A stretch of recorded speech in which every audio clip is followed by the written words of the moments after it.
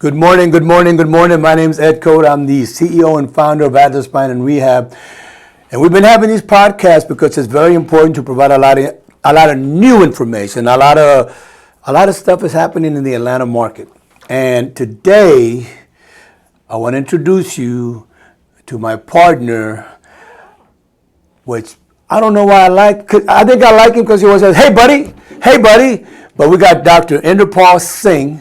And I'm going to introduce you to him in a minute because you got to meet him. He's one of the nicest people, one of the most intellectual, and his intelligence just makes me look like I'm Pee Wee Herman. But that's okay.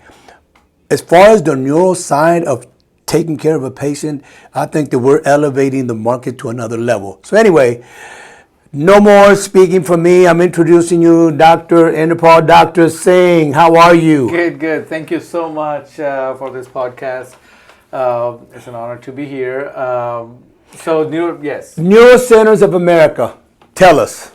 So Neurocenters of America is brand new in the market, and we basically be offering services to the patients with the injury patients, personal injuries or physical assault or the motor vehicle accidents or, slip and fall injuries and things like that, to give them a comprehensive evaluation, including the neurology and the spine aspect. A lot of times, these patients, they don't know what to do. They continue to have headaches or the dizziness or, they're talking about the symptoms which are getting ignored at a lot of places which don't have the neuro service. So we may be able to offer a comprehensive service in an efficient manner, try to explain what's going on, use different kind of scans, the testing that we perform to make sure what's causing your symptoms. And if there needs to be any kind of surgical evaluation needs to be done, we get that done as well. The patient is the priority here. Yeah. Because you know what? We run into this problem a lot. A lot of people just focus on what they see as far as the MRI. Right. They focus on the physical part. Right. And a lot of people in this market forget that there's a connection here to the physical. Right. And if they don't know how to treat this, right, then how do you fix the rest? So tell me, how do you connect both of them? How do you create a full treatment plan to take care of the physical and the mental part of an accident? Right. So let's say a patient is coming to the clinic and he's saying that he's having headaches, like for example. Yeah. Okay, since the accident, he didn't have any headaches before. Now there's a new onset headaches. So headaches can happen, just from concussion itself with the accident. Not necessarily you have to have like a head impact to get concussion. So if I get a whiplash, you can have concussions too. So you need to get evaluated, but the signs and symptoms of whiplash can be different compared to concussion. But see, okay, right there alone is what the problem is. Because when we talk about whiplash, everybody thinks that it should be obvious that you have an issue with your head. Right. But they haven't figured out how to find it, Right. Whiplash, but how do we find it? How do we find it? And that's what you do. That's what you'll go after. That's what we go after. And what we're trying to tease out is this headache just a part of the whiplash, or there's more to it? Is there a brain injury involved?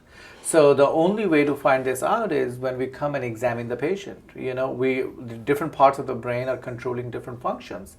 Like the front part of the brain is controlling the personality function. The base of the brain is controlling a lot of coordination, the walking, and then the speech problems, swallowing problems, the vision issues. So this is the different functions, different parts of the brain that we individually go after and check it during the physical exam findings. And then we also use technology. We have certain tests that we perform, like the MRIs, we perform different scans, diffuser tensor imaging to see how the fibers in the brain are working or functioning, which may not be. So basically diffuser tensor imaging is like a camera which can see a lot of things which MRI can miss, So it depends on the suspicion of the patient's symptoms and, the examination findings, the brain check testing that we perform, MRI findings, mechanism of injury, put all this data together. If we need to go for some advanced testing such as DTIs, If we have to do VNG, DTI is a diffusion tensor imaging, another kind of MRI, specialized MRI. Specialized MRI. Okay. Specialized MRI, specialized camera, you can say. And then we also, if the patient needs something called vestibular histograms, it's like, a dizziness, VNG. VNGs, those kind of things. So we decide what is the best. We also do some kind of nerve blocks, which can help in the diagnosis of the problem too. For the front part of the headaches, back of the headaches, these nerve blocks, they diagnose the problem. Also, they can treat your problem too. And a lot of patients don't have to suffer for days and for weeks and for months, And see, and that's part of the problem, that we have a lot of phone calls. We deal with a lot of the attorneys, even the chiros, a lot of patients. But I think the Neuro Centers of America, we have, you're at Norcross, Snellville, Lawrenceville, you're down in Buckhead, and then you got the one in Augusta. Correct. So the ability to have enough locations enhances compliance. Correct. Now, a lot of attorneys, and a lot of them are very good friends of mine that you've met, all of a sudden have gone and taken classes. They're trying to get more in tune with TBIs, what's going on. So I think that now they're looking at, and I've got a really good friend of mine, an attorney, and maybe it's because she's a woman, and I mean this in a very appreciative, is that she's super, super detailed. That sometimes we as men are a little bit, we go faster. But she believes that just about every PI person should have an evaluation of the brain. She says, you got to rule that out from the beginning, because she's had patients that get treated with the MRI, and then they come back 6 months later, I've got headaches, I've got this. 100% agree, 100% agree that you have to get this evaluation done as soon as possible. Because what happens is, even a lot of concussions, they may tend to get better over time, and by the time you're coming to see me, I may not have a lot of findings to actually validate what could have happened. So even though you still have headaches and everything, a lot of other symptoms that you initially had are missing at this point. So I'm not able to see the clear picture now, because it seems like it's been late. So if you want to get it evaluated sooner, like for example, some precautions that needs to be taken by concussion patients, like the sports contacts, they should be avoiding any contact sports. Okay. They shouldn't be doing that because they're at risk for another concussion, Or there is a protocol for brain rest, like, if there's a lot of cognition, like the mental aspect of your job, whatever you do, we want to cut it down to, And that's two important points that you brought about, because a lot of people are playing tennis or playing soccer, Correct. playing basketball, Correct. so they shouldn't do that. Correct. But also another part of it is that a lot of people have a very physical type of work. Right. So, and I think that's been one of the questions that has been raised to us consistently, is that I have a super strenuous physical work I've got to pick up. I got to go upstairs. Right. But that's got to affect. That's a risk. That's a risk. Okay, so that's how we got to get into how do we deal with that? And I think that's part of what a lot of the attorneys have asked me. So when we're talking about you, is that how do we look at that? How do we attack that? How do we prevent it? When I've got to climb up a stairs, I got to move buckets, but I've got a concussion. That's right. So it also depends on the severity, So Okay. severity of the symptoms. So when you're looking at the patient, examining a patient, if he just has subtle findings. What's a subtle finding? Because So a lot of subtle- people don't I'll know. tell you, yeah. So the subtle findings in headache patients are, attention issues. It's like a subtle. Attention means like they still came they drove. They came to the clinic today. Like me, I come to work, but I forget. Yeah. Or they are losing keys, but they're still functional. They're still functional. As compared to, I've seen patients, same scenarios, where this side is already weak, and now this weakness is a risk. They can drop things, heavy things. They're working with the machinery. Okay.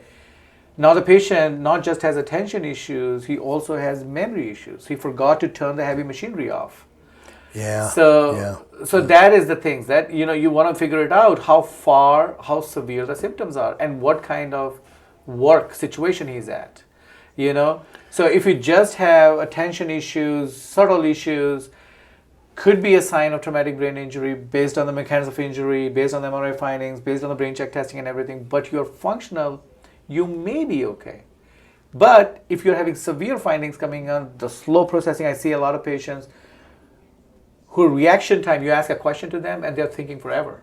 Yeah. Okay, well, Yeah. so this is now you're moving towards where the patient's reflex time, the reaction time has considerably increased. Now, should he be close to heavy machinery?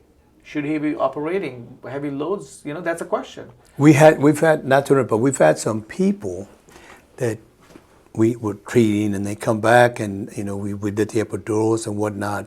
But at the job, they were put in another type of position because they were missing something. Correct. So this is when I said, well, they got to go see Right. you because. So here's the situation, a lot of patients, when they work, that's their way, a paycheck to bring food on the table, right? So we have to be cognizant of that too. So what I have figured out with my experience in a lot of cases, is there something that some kind of accommodations can be done for him? Like duty? Light duty. Light duty. Light duty, right? Okay. So telling it's easy for a physician to tell, go home, take brain rest, don't do anything. But think about a man who has to pay rent, who has to, bring food for the kids. So how that's going to work, right? It's not. I mean, that's how they take care of their family. And let me tell you the other thing that we see is like you do. Our communities cannot afford to be told, go home and sleep and rest. Right. But we've got to work with everybody Correct. involved to say, Correct. okay, if he's in this type of work, it may be okay. we move into something Exactly. else. Right. But you know what else I've learned is that when they're called lost days, Right. as long as the patient is not at home Right. and he's on site doing other things, Right. it doesn't affect the insurance. It doesn't affect. So I then it's easier for them to keep and their premiums don't go up because lost days of production is when they go home and they have no contact whatsoever at work. So but I think that's something that with the neuro testing, it allows us to say, okay, he needs to go into light duty. Right. And we may help in guiding that. Correct. Well, we're going to finish up quickly, and then we're going to come back and do another 5-minute session. It's very important on specific things that we're talking about. Right. But remember, the next episode is going to be why should you come to Neuro Centers of America, and we're going to give you the locations. There's 5 reasons why. And when you hear them, you're going to say, you know what, Ed Code is right. Dr. Singh is right. That's where I've got to go. And this is why we have a lot of attorneys, a lot of chiros that like what we do because we're accessible, we're quick, we're going to see you today. But anyway, thank you for listening. We'll come back and do another 5-minute podcast with Dr. Singh, our triple, quadruple, board certified neurologist. You know me, I'm going to go above.